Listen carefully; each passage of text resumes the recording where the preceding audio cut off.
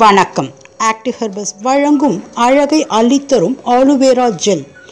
Aloe vera என்று சொல்கின்ற சோற்று கற்றாழை அழகை அள்ளித் தருவதில் இதைவிட ஒரு சிறந்த பொருள் இருக்க முடியாது என்று சொல்லலாம்.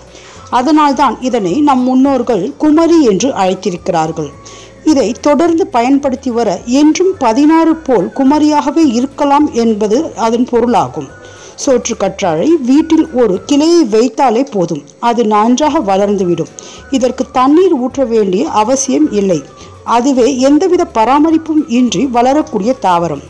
அவ்வாறு இயற்கையான சோற்று கற்றாழை ஜெல்லாக இருந்தாலும் சரி, அல்லது சோற்று கற்றாழை செடி உங்களிடம் இல்லை என்றால் அதாவது ஆலுவேரா ஜெல்லாக கடைகளில் வாங்கி இருந்தாலும் சரி, இந்த பயன்பாட்டினை பார்க்கலாம். முதலாவதாக, முகப்பரு மற்றும் தழும்புகள் உள்ளவர்கள் ஆலுவேரா ஜெல்லை 1 ஸ்பூன் எடுத்துக்கொண்டு அத்துடன் சந்தன பவுடர் 1 ஸ்பூன் கலந்து முகப்பரு மற்றும் தழும்புகள் உள்ள இடத்தில் தடவி வர முகப்பரு மற்றும் தழும்புகள் மறைந்து வழுவழுப்பான முகமாக மாறுவதை பார்க்கலாம்.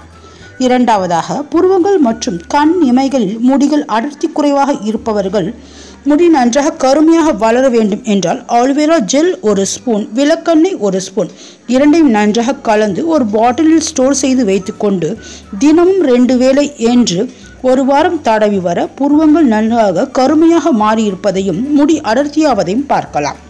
மூன்றாவதாக, முகம் க்ளோயிங்காக அதாவது பொலிவாக மாற வேண்டும் என்றால் ஆலுவேரா ஜெல் 1 ஸ்பூன், முல்தானி மெட்டி 1 ஸ்பூன், தேன் 1 ஸ்பூன், பால் 1 ஸ்பூன் இவற்றை நன்றாக கலந்து பேக் போடுவது போன்று முகம் முழுக போட்டு ஒரு அரை மணி நேரம் கழித்து முகம் கழுவி வர முகம் ஆனது க்ளோயிங்காக மாறுவதை பார்க்கலாம்.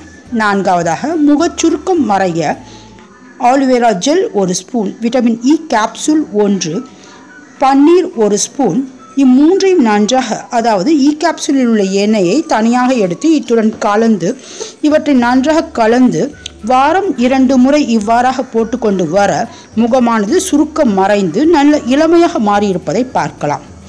ஐந்தாவதாக, டெட் ஸ்கின் ரிமூவல் செய்வதற்கான ஸ்க்ரப்பாக இதை பயன்படுத்தலாம். இதற்கு 2 ஸ்பூன் ஆலுவேரா ஜெல், 1 ஸ்பூன் பால், 1 ஸ்பூன் சர்க்கரை இந்த மூன்றையும் நன்றாக கலந்து கைகளினாலே முகத்தில் சர்க்குலர் மோஷனில் நாம் தேய்த்து வர முகத்தில் உள்ள பழைய இறந்த செல்கள் வெளியேறி முகமானது பொலிவடைவதை பார்க்கலாம். ஆறாவதாக, தோலின் நிறம் வெண்மையாக மாற ஃபேஸ் பேக் செய்வதற்கு லெமன் ஜூஸ் 1 ஸ்பூன், கஸ்தூரி மஞ்சள் 1 ஸ்பூன், ஆலுவேரா ஜெல் 1 ஸ்பூன் இவற்றை நன்றாக கலந்து முகத்தில் ஒரு 15 நிமிடம் தடவி அதன் பின் முகத்தை கழுவ முகம் வெண்மையாகும்.